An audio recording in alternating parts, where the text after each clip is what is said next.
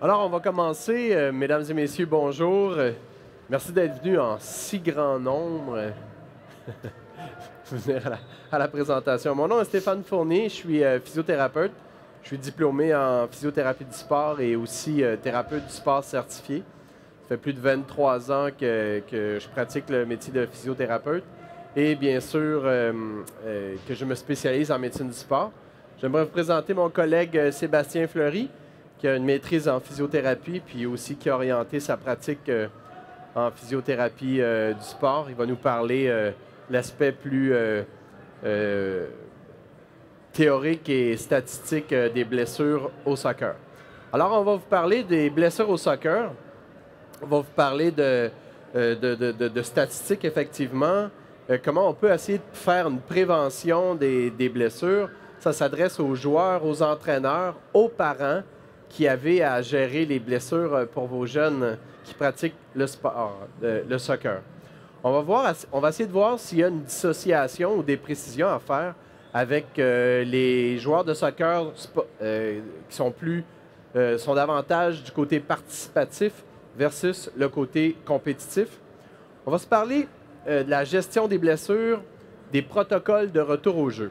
Alors, s'il y en a d'entre vous qui êtes entraîneurs ou qui êtes joueurs ou parents impliqués, bien sûr, avec le soccer, comment on fait pour déterminer sur le terrain, un joueur vient de se blesser, est-ce qu'il peut ou elle peut retourner au jeu immédiatement? C'est quoi les grands critères qu'on peut essayer de mettre en pratique? Vous allez voir, c'est quand même assez facile. Donc, les considérations particulières des joueurs de compétition, l'intervention sur le terrain. Alors, je vais céder la parole à Sébastien, qui va vous parler des statistiques et de l'incidence des blessures au soccer. Donc, bonjour, ça me fait plaisir d'être présent aujourd'hui pour vous parler tout ce qui concerne c'est quoi les blessures qu'on retrouve au soccer, d'où ça vient, tout ça. Donc, premièrement, le soccer, c'est le sport le plus pratiqué au monde.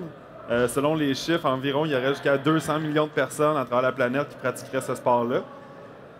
Ce qui est intéressant, c'est qu'au même titre que le hockey ou le football américain, le soccer est considéré comme, dans le fond, les professionnels du domaine, comme un sport de contact. On retrouve autant de blessures secondaires au contact physique entre des joueurs ou avec le sol, le ballon, que dans ces sports-là. Donc, c'est très intéressant. Historiquement, il y avait beaucoup plus de blessures au niveau de la tête et du cou il y a peut-être 15-20 ans. À l'époque, le ballon était fait en cuir et il absorbait l'eau. Donc, on voyait beaucoup plus de traumatismes crâniens ou de traumatismes cervicales sévères. Mais depuis quelques années, les ballons synthétiques ont diminué de beaucoup ces blessures-là. Donc, c'est un petit fait intéressant qui va m'amener plus tard à parler un peu quand même des commotions cérébrales au soccer. Donc, ce qui est bien, c'est que l'Expo Soccer vise beaucoup les jeunes. Puis, effectivement, le groupe d'âge 15-16 ans est le groupe le plus à risque au niveau des blessures au soccer, selon la littérature scientifique. Dans le fond, nous, ce qu'on a fait, c'est qu'on a épluché toutes les études scientifiques par rapport aux blessures au soccer des 15 à 20 dernières années. On a compilé ça, puis c'est les statistiques qu'on vous présente aujourd'hui. C'est ça. Le groupe 15 à 16 ans, c'est le groupe le plus à risque, même comparativement au groupe élite là, de plus haut niveau. Ce qui est intéressant, c'est que les blessures arrivent davantage en début de saison.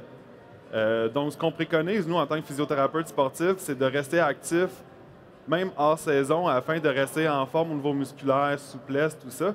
Parce que le début de saison, si on n'est pas assez en forme, on n'est plus à risque de blessure. Ce qu'on voit aussi, c'est si les entraînements sont commencés trop intenses, trop répétés en début de saison, on va voir arriver plus de blessures de surmenage ou de surutilisation. Donc, les deux conseils qu'on aurait à vous donner aujourd'hui, c'est rester actif et continuer à vous entraîner hors saison, puis commencer l'entraînement progressivement dans les premières semaines. Je ne vous serez pas étonné d'apprendre que les blessures aux membres inférieurs sont la grande majorité qu'on voit au soccer, jusqu'à 76 %. En fait, on retrouve le plus de blessures, on les retrouve au niveau de la cuisse, suivi du genou et suivi de la cheville. Les blessures les plus fréquentes sont d'origine musculaire, au niveau des élongations, les claquages, par exemple des ischio-jambiers, suivi des blessures ligamentaires aux genoux et aux chevilles. Probablement que vous le savez déjà, mais je vous le confirme aujourd'hui. On se demandait d'où ça venait. Est-ce que c'était dû au contact entre les joueurs, au contact avec le ballon? En fait, c'est surtout dû vraiment à la surutilisation, donc la fatigue musculaire qui s'amène, qui crée des claquages, par exemple, surtout en fin de match. Donc encore là, ce qu'on préconise, c'est d'avoir des bons entraînements, mais aussi de bien s'échauffer avant les parties et les entraînements. Il y a un programme d'échauffement qui a été prouvé efficace pour réduire les blessures. Ça s'appelle le FIFA 11+. Vous pouvez aller voir sur Internet, c'est très facile à trouver. Il y a un site officiel. C'est ce qu'on recommande, nous, en tant que physiothérapeute sportif. La majorité des blessures, ça, ne sont pas liées à un contact avec un autre joueur, comme je viens de vous dire. Mon anecdote du départ au niveau des ballons en cuir m'amène quand même à vous parler de commotion cérébrale, même si les ballons y ont changé. Ça représente quand même un faible pourcentage. On retrouve seulement environ 6 % de commotion cérébrale parmi toutes les blessures retrouvées au soccer, mais il ne faut pas les négliger parce que les commotions, on le sait, peuvent amener des séquelles à long terme beaucoup plus importantes que des blessures au niveau musculo-squelettique. Donc, c'est important d'en parler aujourd'hui. On a été étonnés. Au début de notre recherche, on pensait que les commotions étaient dues au contact entre le ballon et la tête. C'était une croyance qu'on pensait être vraie, mais en fait, les études démontrent qu'il y a une très infime partie des commotions cérébrales qui viennent du contact du ballon et de la tête. En fait, on parle de 6 à 24 % selon les différentes études. En fait, le gros problème au niveau des commotions cérébrales se retrouve lorsque deux joueurs veulent faire une attaque pour le ballon en l'air. C'est quand les têtes vont rentrer en contact l'une avec l'autre ou contre le coude ou l'épaule du joueur adverse. C'est là que les commotions vont être le plus souvent produites. Donc nous, notre conseil, ce qu'on dit, c'est répandez la bonne nouvelle. C'est important d'enseigner aux jeunes que c'est cette situation-là qui est le plus à risque. Donc d'apprendre à se protéger lors de l'attaque, lors du saut dans les airs. Comme je vous dis, 6 à 24 % des commotions viennent du contact avec le ballon. Ce qui est important, c'est ce que la littérature scientifique a démontré, c'est d'apprendre à un jeune âge aux joueurs à bien utiliser la tête lors du contact avec le ballon. Parce que c'est les mauvaises techniques de tête qui vont amener les commotions cérébrales avec une rotation excessive de la tête en accélération, par exemple. Donc d'avoir le corps bien fixé, la tête en ligne avec le ballon, avec le cou, tout ça. Probablement que vous savez mieux que moi comment l'enseigner au niveau des entraîneurs. Mais c'est important de l'apprendre rapidement pour éviter des mauvais contacts avec la tête. Ouais, c'est ça. Plus le niveau de jeu est élevé, plus le risque est élevé d'avoir des blessures au soccer. C'est probablement dû à l'augmentation de l'entraînement, l'augmentation de l'intensité, les enjeux au niveau élite est plus important, donc plus de blessures à ce niveau-là. Encore quelques petits mots sur les commotions. Un joueur qui a eu une commotion cérébrale est plus à risque d'en avoir une seconde et une troisième ensuite. Ce qu'on appelle la sommation. Une fois que quelqu'un a une commotion, ça prend un traumatisme de moindre intensité par la suite pour en créer une nouvelle. Donc, c'est vraiment très important de bien gérer la première commotion pour s'assurer que le retour soit parfaitement sécuritaire. Dans le cadre de notre travail, nous, on peut vous aider, on peut vous encadrer à bien gérer ça. Stéphane va pouvoir vous en parler davantage au courant de la présentation. Un autre fait qui a été prouvé par la littérature, c'est que des commotions cérébrales répétées amènent définitivement un impact au niveau des fonctions cognitives. Qu'est-ce que c'est une fonction cognitive? Par exemple, c'est la concentration, le raisonnement logique, la vitesse d'exécution. Donc, on ne veut pas avoir des séquelles permanentes, donc vraiment, il faut être à l'affût. Je finis avec quelques facteurs de risque, quelques facteurs de prévention que vous pouvez faire vous-même sur le terrain avec les entraîneurs.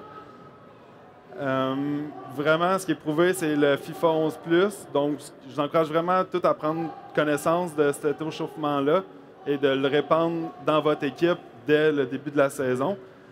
Si jamais vous avez des questions, vous pourrez venir nous voir au kiosque, je vais pouvoir vous en dire davantage. le premier fait intéressant aussi, le plus grand facteur de risque d'avoir une blessure et d'avoir eu une autre blessure avant. Donc, c'est là que nous, en tant que physiothérapeute, on entre en jeu. C'est de vraiment guider le joueur dans le retour au jeu de façon sécuritaire. Une blessure qui est mal gérée va amener des événements pour en produire une seconde de plus grande gravité. Donc, vraiment, de bien gérer chaque blessure, même si on pense qu'elles sont mineures. On peut avoir tendance à banaliser, par exemple, les entorses de cheville, mais il faut vraiment prendre soin. Jour 1, jour 2, dès que ça arrive, on peut commencer à agir sur la guérison. Puis finalement, je finis avec l'éducation des athlètes. Donc, l'enseignement des bonnes techniques de tête, par exemple. Enseigner aux joueurs, c'est quel moment dans le match où il y a risque de blessure. Par exemple, zone offensive, où tous les joueurs peuvent sauter pour faire la tête lors d'une remise en jeu, par exemple. Donc, et finalement, d'enseigner encore là l'échauffement adéquat dès le début de la saison. Donc, c'est quelques statistiques, quelques faits intéressants qu'on voulait vous présenter. Je vais redonner la parole à Stéphane qui va poursuivre avec comment bien gérer une blessure musculo-squelettique. Merci Sébastien, super intéressant. Alors moi, je vais vous parler de la gestion de la blessure en tant que telle. Je vais commencer avec une anecdote un peu triste qui m'est arrivée il n'y a pas si longtemps à la clinique ici. Un père vient me voir avec sa jeune fille qui pratique le soccer. Et puis, le père est très intense, nécessairement un athlète lui aussi, c'est évident. Et puis, il me présente la jeune fille. Bon, j'aimerais que tu l'évalues. Elle a des problèmes de performance. Je trouve qu'elle semble avoir mal aux deux genoux. Alors, sa carrière est importante. Alors, et là, je sentais la pression du père qui était vraiment là. Il faut qu'elle retourne au jeu le plus vite possible. La petite fille avait 5 ans. J'exagère tellement pas, là. La petite fille avait vraiment 5 ans. Amuse-toi, ma chérie. Tu sais, bon. Alors, est-ce que ça existe? Oui, même au soccer. Et à un si bas âge, les parents qui avez, ceux qui sont ici, qui ont des jeunes qui jouent, que votre premier rôle, c'est nécessairement de prendre soin de vos jeunes. Est-ce que je vois la même chose au niveau des entraîneurs? Absolument, encore aujourd'hui. On va changer de sport un petit peu. Tout le monde connaît Sidney Crosby au hockey. Et l'anecdote que j'adore raconter par rapport à Crosby, c'est Sidney Crosby, multimillionnaire, meilleur joueur de hockey au monde. Il a arrêté pendant plus de 10 mois de jouer pour être sûr qu'il récupérait de sa commotion cérébrale. Est-ce que nos petits choux, nos enfants, nos jeunes athlètes de 5 ans à 18 ans qui pratiquent le sport compétitif, mais quand même pour la santé, est-ce que si Crosby ou de grands athlètes de cette envergure-là, si eux peuvent se permettre d'arrêter un 10 mois, ben peut-être que nos jeunes aussi peuvent récupérer de leurs genoux, de leurs chevilles, etc. Peut-être une dernière anecdote dans le même sens. J'ai une jeune gymnaste, il n'y a pas très longtemps, qui avait une douleur à la hanche.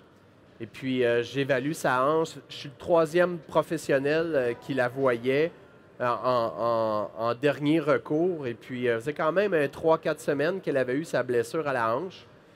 Et puis, je regarde sa hanche, puis ça va vraiment pas, là. Il y a faiblesse, beaucoup de douleur. 11 ans, la petite cocotte, là. Un niveau compétitif intéressant. Et puis là, la mère était tellement pas contente de venir me voir parce que, bon, j'allais encore arrêter peut-être sa fille de compétitionner. Finalement, on a fait passer une résonance magnétique, une ortho-résonance magnétique à la hanche pour découvrir une déchirure complète, mais pas partielle, une déchirure complète du psoas, qui est un des muscles essentiels à la hanche. Et la mère était complètement outrée qu'on ait trouvé le problème parce qu'on allait empêcher sa fille de compétitionner.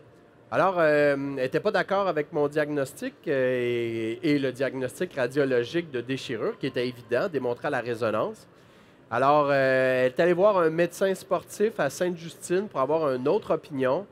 Et là, le médecin lui a dit « Madame, Votre fille a le muscle de la hanche déchiré. Et puis, c'est le médecin qui m'a rappelé par la suite pour me témoigner de ça.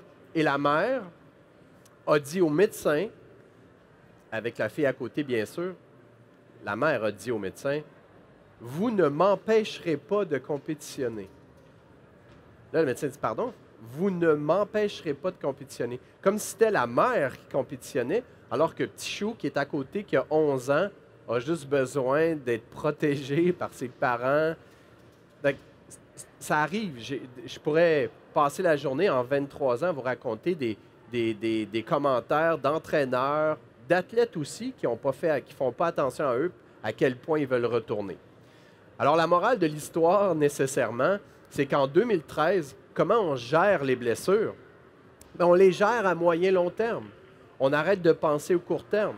On se dit qu'un joueur comme Sidney Crosby, probablement, si on veut l'avoir encore pour les 5-10 prochaines années, bien, on va le perdre cette année.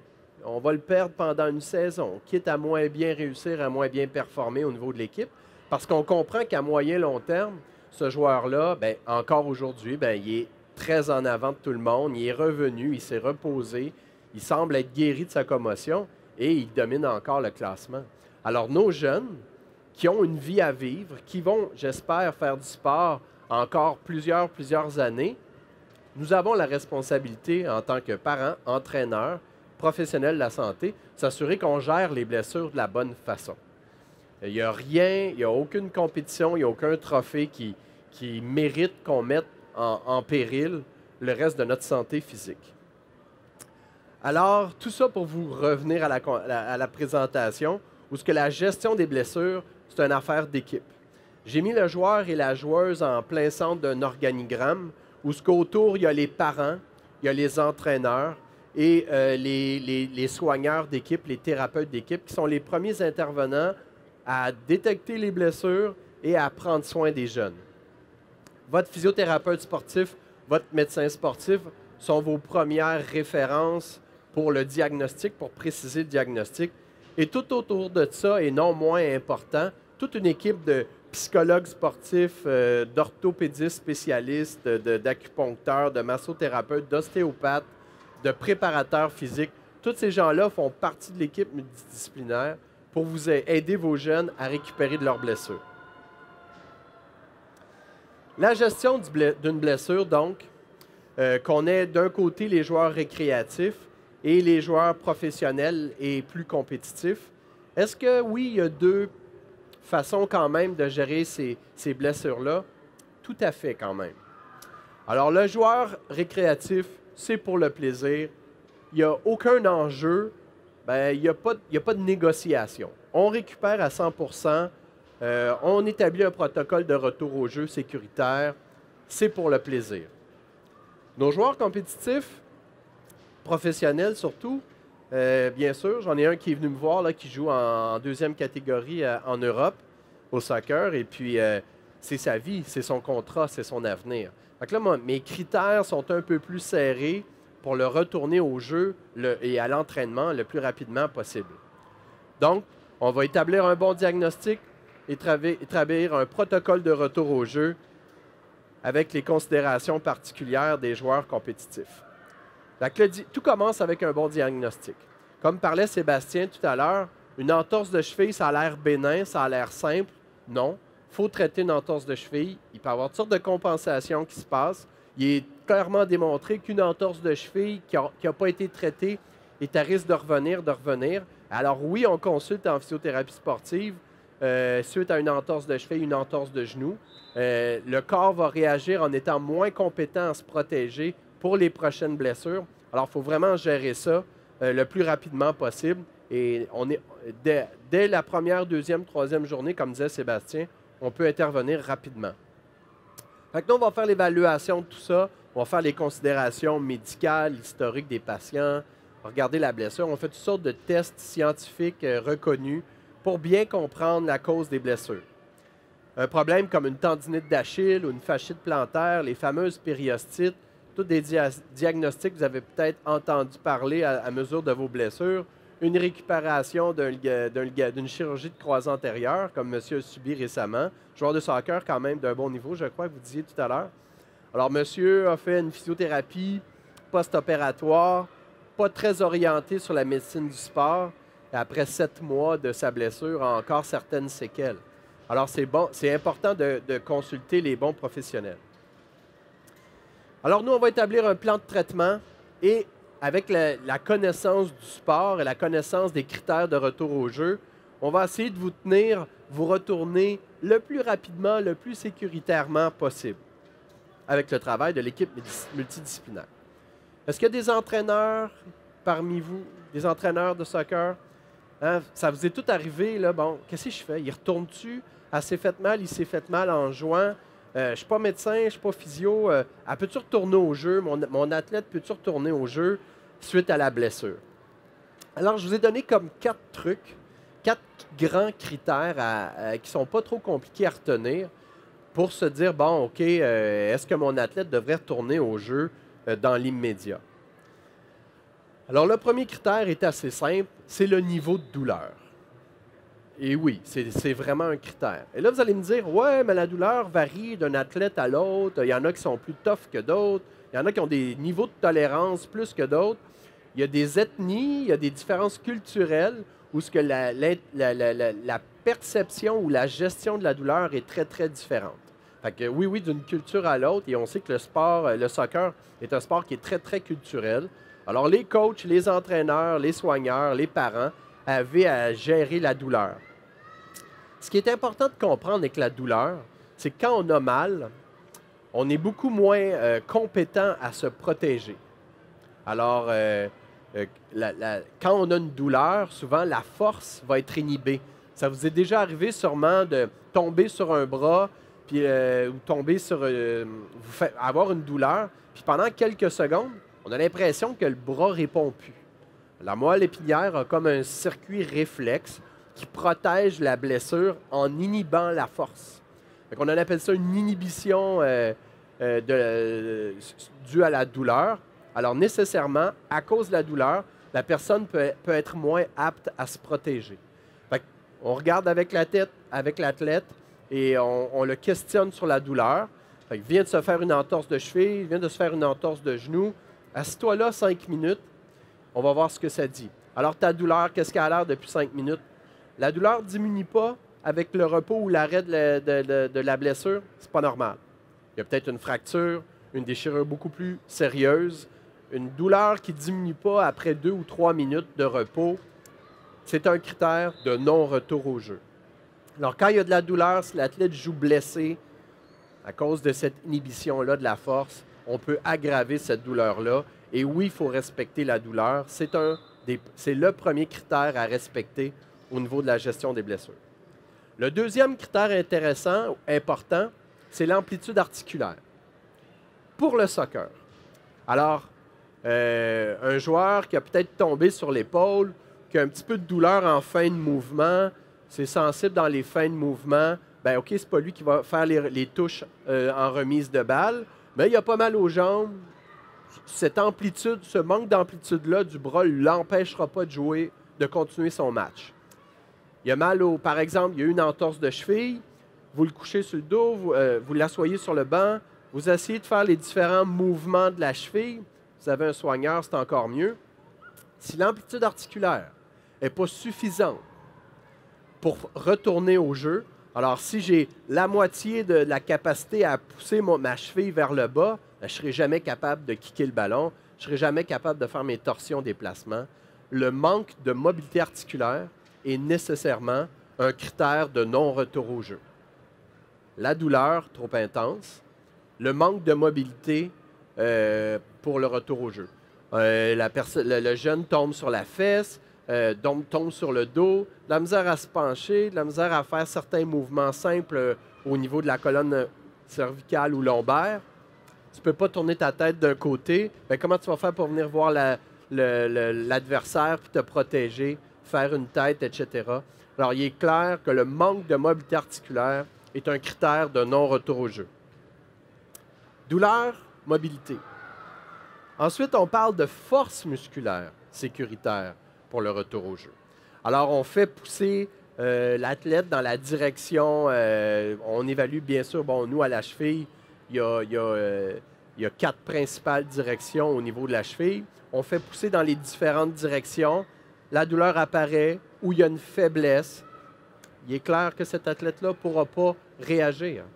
Si vous avez le luxe d'avoir un soigneur, peut-être qu'un taping va permettre de stabiliser la cheville assez pour que la blessure ne soit pas aggravée, tant mieux. Si vous avez un soigneur qui peut vous accompagner, un thérapeute, un physio, un thérapeute du sport, etc., qui peut faire certains tapings pour vous protéger, tant mieux. Même chose au niveau du genou. Mal au genou, on assoit l'athlète, on essaie de lui faire pousser dans les différentes flexions-extensions, résister du genou. Il y a douleur, il y a faiblesse. Tu ne seras pas capable de courir pour te protéger, puis kicker le ballon, faire tes changements de direction, etc. Fait que le manque de force est définitivement le 3e grand critère de non-retour au jeu. La dernière grande catégorie, c'est plus compliqué un peu. C'est les signes neurologiques. L'absence de signes neurologiques. Pour essayer de vous mettre ça simple, ça ne l'est pas, mais je vais essayer de vous mettre ça simple. Un athlète, les grands signes neurologiques là, périphériques, c'est nécessairement la perte de sensibilité cutanée. Fait que l'athlète tombe sur la tête, ça picote dans la main, je sens moins bien ma peau. Fait que la diminution de sensibilité cutanée est une atteinte sensitive qui est neurologique. Fait que, ça picote d'un doigt, ça engourdit dans la main, je ne sens plus mon bout de pied. C'est neurologique, ça peut définitivement dégénérer. Cette personne-là doit aller voir son médecin ou son physio sportif le plus vite possible. Donc, une perte de sensibilité. Une perte de force qui ferait pas mal. Quand on a une atteinte de ce qu'on appelle, nous, un myotome, un segment qui vient de la moelle épinière, qui donne la force aux muscles, hein, ce qui fait que j'ai cette force-là à résister avec mon biceps ou à kicker avec mon quadriceps. La moelle épinière envoie une électricité qui donne l'énergie, qui donne la puissance aux muscles. Quand le nerf est pincé, altéré, une hernie discale, un pincement ou une lésion de la moelle épinière ou du nerf périphérique, cette force-là est moins compétente, est moins, même si ça fait pas mal, ça rentre dans la catégorie des signes neurologiques, un manque de force. Et tout ce qui est commotion cérébrale aussi. Alors, j'ai mal à la tête, je suis étourdi, ma vision est bizarre. On a tous, dans la prochaine diapositive, on a les signes et symptômes de commotion. Vous pouvez les prendre en note si vous voulez, mais sur notre page Facebook Accès Physio, on va vérifier dès demain, ça va être sur notre page Facebook. Vous allez avoir tous les signes et symptômes de commotion. Et il y a un questionnaire, un formulaire qu'on appelle le SCAT2, SCAT2, qui va être en ligne aussi avec notre Facebook. Et ce questionnaire-là est le questionnaire internationalement reconnu, entre autres par le Comité olympique et la FIFA aussi, bien sûr, sur comment on gère et on reconnaît les signes de commotion. Alors, tout ce qui est, comme on disait, étourdissement, nausée, mal à la tête, sensibilité à la lumière, des bourdonnements dans les oreilles, la fatigue, la difficulté à se concentrer, l'irritabilité, la confusion, les problèmes de coordination, d'équilibre, parler bizarrement, la locution qui est différente, problème à se concentrer pendant les cours en classe. Fait que souvent, on va avoir congé d'école, les coquins. Alors, à surveiller, effectivement, c'est un signe de commotion. Le cerveau a été blessé. Alors, on peut avoir de la misère à se concentrer. Des délais à répondre aux questions. Bon, chez les ados, là, plus de délais que d'habitude, disons. OK? Alors, on essaie de se faire un barème là, sur s'il y a aggravation par rapport à d'habitude. Nous, ce qu'on fait avec nos équipes sportives, le fameux SCAT2, le fameux formulaire, on le fait passer en pré-saison. Toutes les questions qui sont dans le formulaire, on passe l'équipe de football ou de hockey au complet, et puis on voit c'est quoi ce qu'on appelle la ligne de base, le baseline. Ça, c'est des choses qu'on peut faire pour vos équipes. Tu sais, si vous voulez appeler Accès Physio, on a une entente ensemble, et puis on peut faire ce genre d'évaluation-là pré-saison pour vous. Quelles sont les baselines, quelles sont les lignes de base du fameux formulaire SCAD2. Et ça va nous permettre de comparer les différents tests avant la commotion et après. Donc, sur notre page Facebook, l'accès à ça. Comment on gère une commotion? Bien, écoutez, la première façon de gérer la commotion, c'est d'arrêter tout sport, toute activité. On a vu dans la littérature scientifique des jeunes qui ont eu un traumatisme et qui sont décédés 3 semaines plus tard. Il y a une commotion cérébrale, c'est un saignement au cerveau. Il y a différentes couches, différentes gravités d'atteinte et de saignement, bien sûr. Mais certains saignements de commotion peuvent être plus lents. Les saignements qui sont veineux sont beaucoup plus lents à se manifester et ça peut prendre 2-3 semaines avant que l'athlète ait un genre de crash, un genre de dégénération des symptômes et puis dégradation, pardon, des symptômes. Et puis, ça peut être à retardement. Fait qu'il faut que ça soit géré par un professionnel de la santé qui est habitué de travailler avec les différents protocoles de commotion. Alors, le symptôme le plus connu est nécessairement le mal de tête. Et puis là, de plus en plus, la littérature démontre que, bon, le mal de tête, il vient de où? Vient-il de la commotion ou du problème de cou? La majorité des gens qui ont eu des commotions ont eu un impact cervical. Fait que les zones C0, 1, 2, 3, là, les premiers niveaux cervicaux sont souvent le site de douleur projetée vers la tête.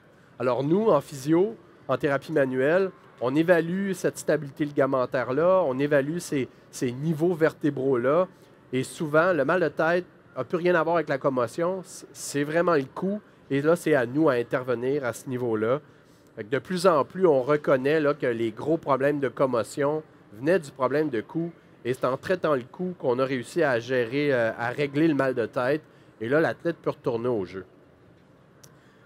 Donc, l'investigation médicale. Donc, on va regarder au niveau des résonances magnétiques, des radiographies, des scans, comment on peut gérer ou détecter la commotion. Le fameux SCAD2 qui permet de gérer et de voir la progression et l'évolution.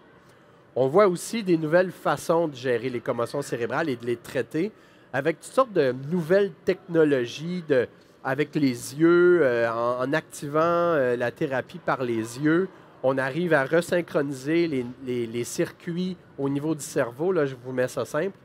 Alors, il y a toutes sortes de nouveaux moyens d'adresser la commotion médicale, physio et les psychologues en neurofeedback vont faire équipe pour rééduquer l'athlète qui gère sa commotion. Fait que rapidement, nos joueurs compétitifs, est-ce qu'on les traite différemment ou est-ce qu'on adresse le problème de façon différente que le joueur récréatif? Quand même, oui. Alors, on va déterminer, par exemple, le niveau de risque de récidive. Fait qu'une entorse de cheville d'un premier degré, il y a de la douleur, un manque de mobilité, un taping, go, continue. Fait que souvent, avec les tapings, avec les attelles, avec les chevillères, avec les orthèses, on va être en mesure de retourner l'athlète quand même. On va se demander s'il va y avoir des risques d'aggravation au niveau de la santé, les diabétiques par exemple, qui ont des guérisons beaucoup plus lentes. Fait que nous, on va considérer tout ça dans les risques de retour au jeu. Quand les jeunes sont en croissance, les plaques de croissance ne sont pas stables. On a beaucoup moins de risques qu'il faut apprendre chez un jeune qui est dans ces périodes de croissance. Quand il y a déjà eu une blessure, on a déjà eu une commotion, on a déjà eu un problème de genou ou de cheville, il faut être doublement prudent dans nos critères de retour au jeu. La blessure a probablement mal guéri Et là, on doit davantage être prudent. Est-ce que le dernier match de la Coupe du monde de soccer, ça se peut que l'athlète joue sur une blessure plus importante que pendant le camp d'entraînement, pendant la mi-saison, on joue contre une équipe au classement que c'est pas trop grave. Effectivement, nécessairement que le moment de la saison, l'importance du match, la finale, le contrat, l'année de négociation, tous ces facteurs-là, nous, on a, comme thérapeute, comme physio, on a à mettre ça dans la balance pour gérer le risque, mais jamais, jamais au risque de séquelles permanentes au niveau de la santé. L'importance du match, la finale, contre qui qu'on joue, est-ce que le taping, est-ce que le traitement avant ou entre les périodes ou entre les demi ou sur le banc pourrait permettre de maintenir une certaine... Alors, jamais retourner un joueur au jeu, les coachs ou les parents, qui n'a pas pratiqué d'abord. Si tu n'es pas capable de t'entraîner, tu ne peux pas jouer. Si tu t'es blessé, tu as fait tes traitements, puis là, il y a un match samedi, puis là, tu n'as pas encore pratiqué, nous, c'est un critère de non-retour au jeu. Tu dois pouvoir t'entraîner pour pouvoir jouer un match. Ça, c'est pas mal standard dans tous les sports. On s'entraîne, un retour progressif, les petits éducatifs au début, et après ça, on pense à un retour à un match. Nécessairement qu'il faut d'abord pratiquer, faire des entraînements avant de pouvoir penser. Les coachs. Y en a-t-il d'entre vous qui avez des fois à partir à courir un athlète qui est blessé à terre, là, parce que vous n'avez pas de soigneur, puis c'est à vous à le faire, ben c'est vous la soigneur. Je suis encore sidéré, même au niveau professionnel, un joueur qui saute, tombe à terre, fait une tête, a l'air sonné. La première chose à faire, c'est mettre la main sur la tête. On met la main sur la tête. Prendre contrôle de la tête.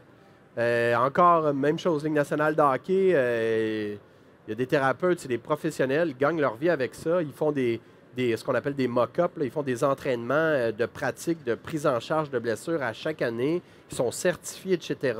Le gars se fait rentrer la tête dans la bande, puis ils arrivent au niveau de la poitrine. T'es-tu correct? Non, une main sur la tête. Une main sur la tête, une main sur la tête. J'insisterai jamais assez sur... Tu as deux mains, là, une main sur la tête, puis bon, qu'est-ce qui arrive? Là, tu commences à poser tes questions, etc. Mais toujours s'assurer que vous avez une main sur la tête. Je te dis, main sur la tête. Prise en charge du contrôle de la tête. On ne passera pas à travers de ça, c'est vraiment compliqué, mais ceux qui sont plus soigneurs sont au courant des fameuses séquences d'intervention U, A, B, C, D. Là, U, c'est l'inconscience. A, les voies respiratoires. B, si la personne respire. C, si la personne a une perte de pouls, la circulation. S'il y a des saignements aussi. Et en D, on rentre la moelle épinière, etc. Il y a toute une séquence d'intervention en premier soin du sport. Bien, dans le doute, la main sur la tête, 911 appelle l'ambulance. La meilleure planche spinale que vous allez trouver au monde, c'est le turf, c'est le terrain de soccer. C'est rigide, c'est dur, ça ne bouge pas, parfait. Gardez l'athlète là, immobilisez l'athlète, appelez l'ambulance, parfait. Il y a toute une séquence assez complexe de retour, d'intervention sur le terrain. Si vous n'êtes pas certifié, faites pas de cascade, mais toujours le contrôle de la tête. Tant que l'athlète est stable sur le terrain, l'athlète est quand même en sécurité. En conclusion, prenons soin de nos jeunes. Il n'y a pas un sport, il n'y a pas une raison qui justifie qu'on mette en péril la santé de nos jeunes. Avoir l'expertise des professionnels, l'expertise technique des entraîneurs, le sport et le discernement des patients. Prenez soin de vos jeunes. Vous guidera un retour au jeu optimal. On est ici au Complexe Bell, au Collège Charlemagne, à Sainte-Catherine, à Saint-Jean-sur-Richelieu. On couvre un bon territoire, principalement sur la Rive-Sud. Alors, merci de votre attention.